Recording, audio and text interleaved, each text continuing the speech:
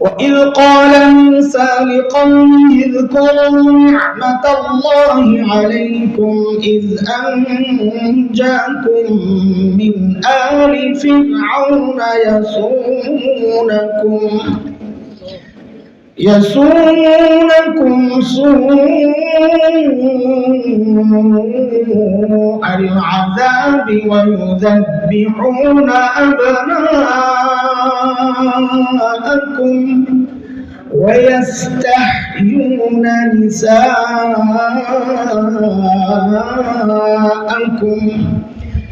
وفي ذلكم بلاء من ربكم عظيم।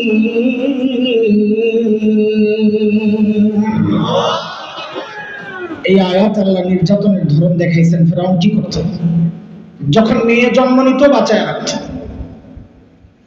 কিন্তু ওই যে স্বপ্নের ব্যাখ্যা আসছে ক্ষমতা শেষ, বনি ইসরাইল এক ছেলে হবে, এই ডরে বনি ইসরাইলের যত ছেলে জন্ম নেয় সে জবেহ করে করে হত্যা করে।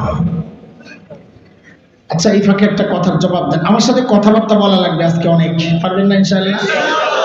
আজকে আমি একা কথা বলবো না, আমার অনেক মাথা ব্যথা করতেছে, এই জন্য আপনারা একটু কথা বললে আমার কথা আগায় যাবে। মিল্লা জিল্লা আজকে ইনশাআল্লাহ। ঠিক আছে, আমার বাড়ি কুমিল্লা, ৯৫ মিল্লা জিল্লা। ঠিক আছে।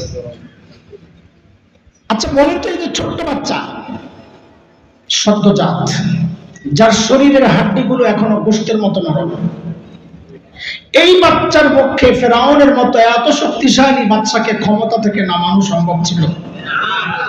তাইলে ছোট্ট বাচ্চারে ফেরাউন এত ভয় পেত কেন? বলে এটা আল্লাহ তাআলার দুনিয়া পরিচালনার একটা সিস্টেম, নিজাম। কেউ যখন হক হয়,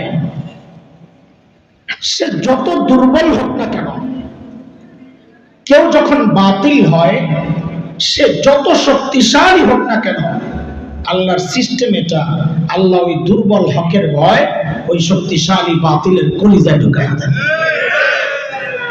এর এক জ্বলন্ত প্রমাণ হচ্ছে বাংলাদেশের আলেম ওলামা। কি আছে আমার কাছে? তসবিহ আর